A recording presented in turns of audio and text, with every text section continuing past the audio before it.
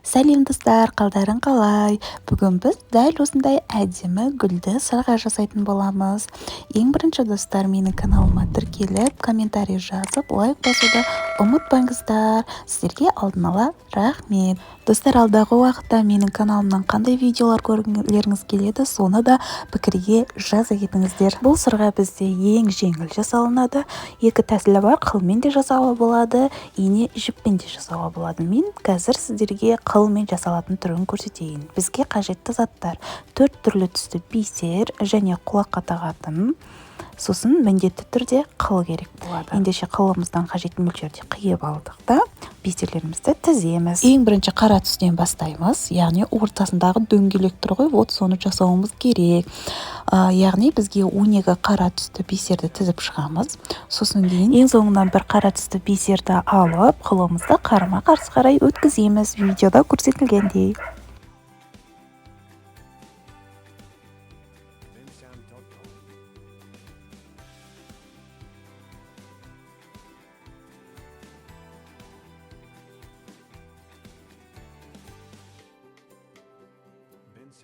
Сосын қылымыздың бір жақ шетіне қарай апарамыз. Неге? Себебі біз қылдың бір жақ ұшымен ғана жұмыс жасаймыз, екінші жақ ұшын қажеті жоқ, қиып алып тастаймыз. Сондықтан кішігірім ғана қалдыруымыз керек.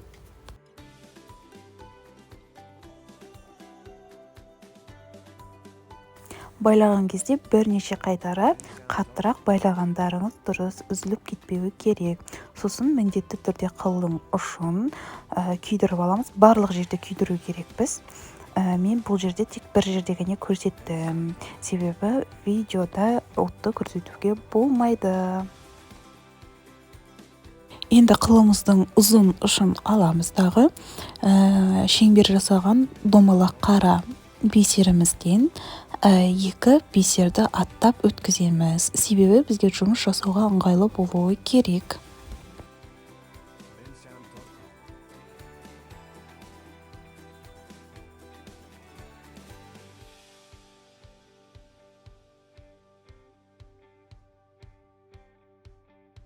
Мінекей достар, әдемілі өткізіп алдық. Енді біз ақ түсті, яғни ашық сарғыш түсті бисерлерімізді тіземіз. Яғни 5 тал тізу керексіздер.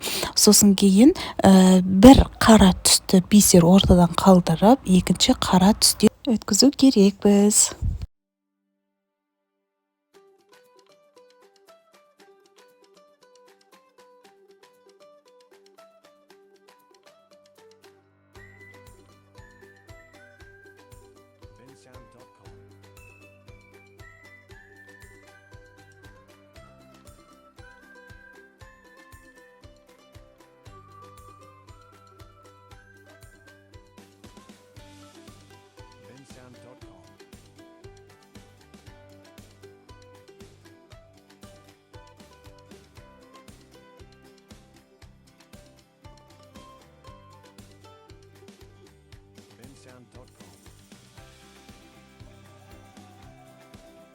Дәл осылай айландырып, біз шеңберімізді жасап шығу керекпіз.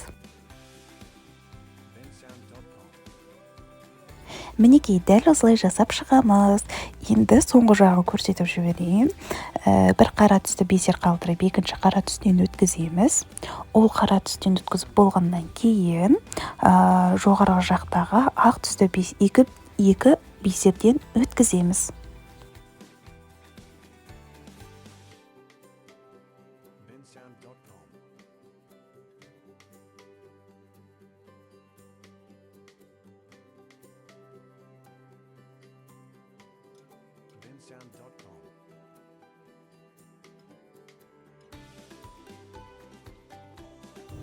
Мінекей, дәл осылай өткізіп аламыз.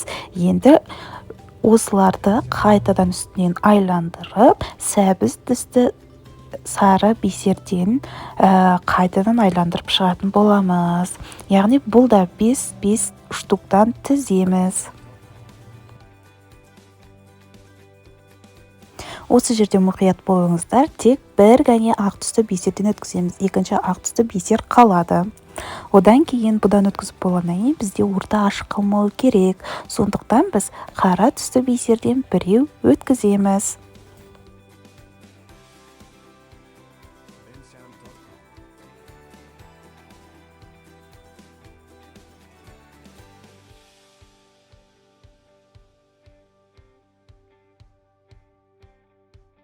bensound.com.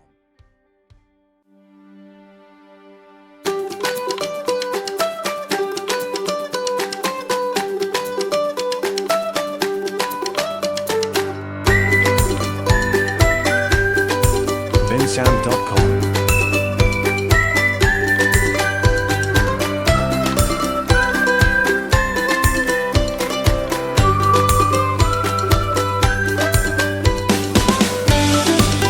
bensound.com.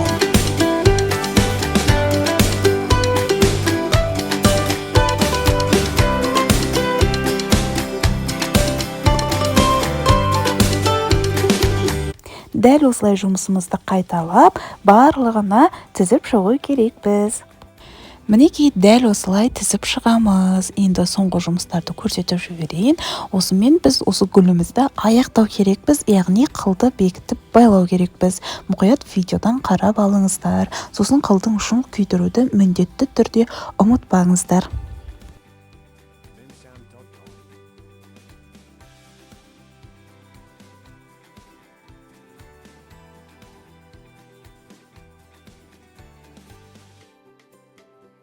bensound.com.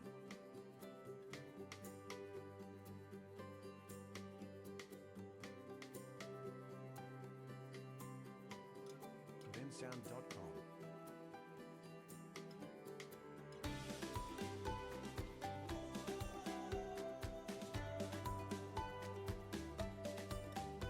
bensound.com. bensound.com.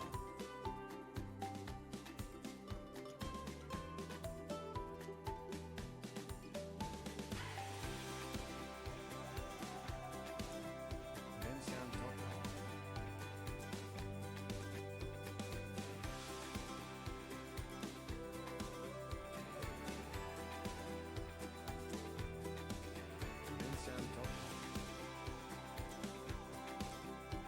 Гүлді жасап болдық. Енді бізге жасыл түсті жапырақтарын жасау керекпіз. Ол үшін біз тағы да қылымызды аламыз. Қажет мөлшерде, өте қатты ұзын қажет емес. Сосын ең бірінші қара түсті бисерден 6 штук тіземіз. Себебі мына жерде құлаққа тағатынымыздың бекіткіші тұруы керек. Сосын міндетті түрде өткізіп болғаннан кейін соңғы бір бисерді алып, қылдың екінші жағы үшін қарама-қарсы өткізіп байлап алу керекпіз. Қылдың ұшын міндетті түрде күйдіруді ұмытпаймыз.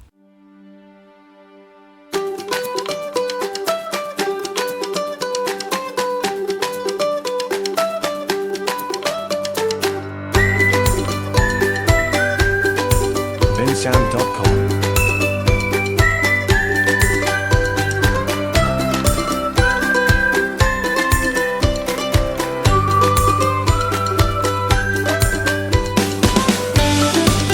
bensound.com.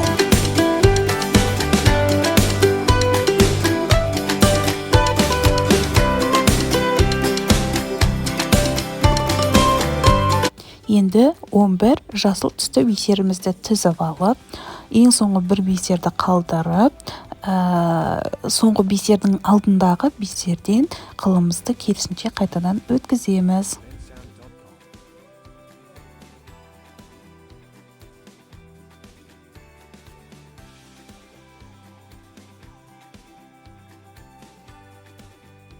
bensound.com.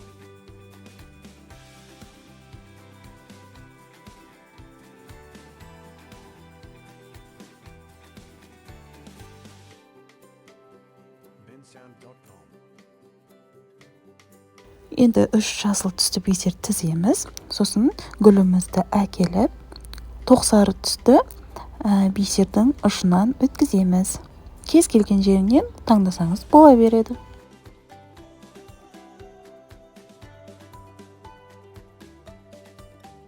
bensound.com. Сосын кейін 6 жасыл түсті бисерімізді тізіп аламыз дағы. Ең соңғы жасыл түсті бисерден өткіземіз. Тура видеода көрсетілгендей.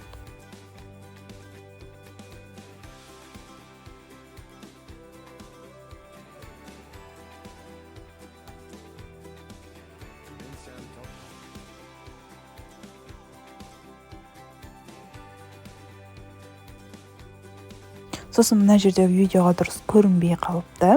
Жоғары жақтағы домалақ қара түсті тізілген бисер бар ғой, домалақ қылып. Вот содан бір бисерді өткізіп аламыз.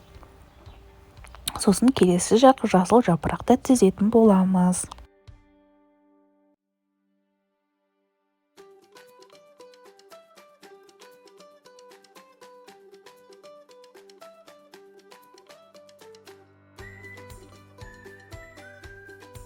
Vincent.com. Алты жасыл түсті бисерді тізіп алып, гүлдің келесі жақ тоқсары цветінен өткіземіз. Vincent.com.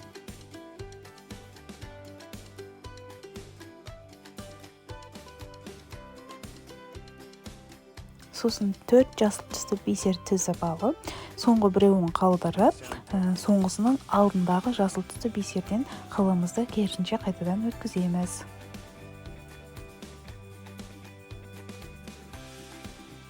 Vincent.com.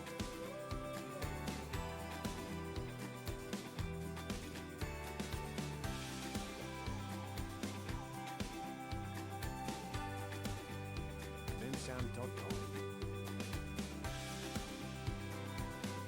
Тағы да жасыл түсті бисерден тіземіз, яғни бізге 8 штук тізу керек. Сосын соңғы жасыл түсті бисерден өткізіп, жұмысымызды аяқтап, қылымызды байлап, ұштарын күйдіріп, жұмысымызды аяқтау керекпіз. Vincent.com.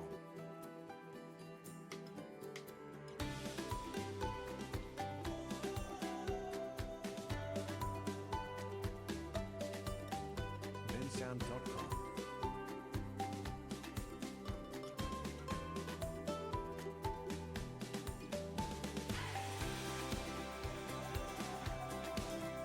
Vincent.com.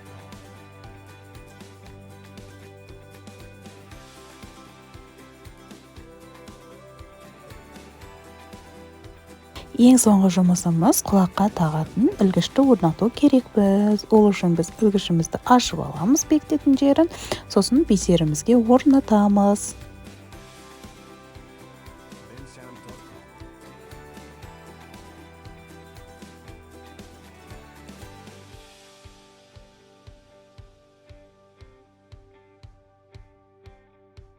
Vincent.com.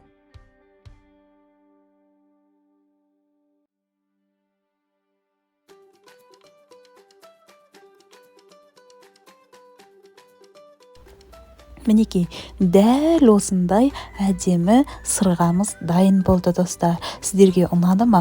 Ұнаса, лүпілдеріңізді басып, пікірлеріңізді жазып, тіркеліп, қоңыраушаны басып кетуді ұмытпаңыздар. Назарларыңызға көптен көп рахмет. Vincent.com.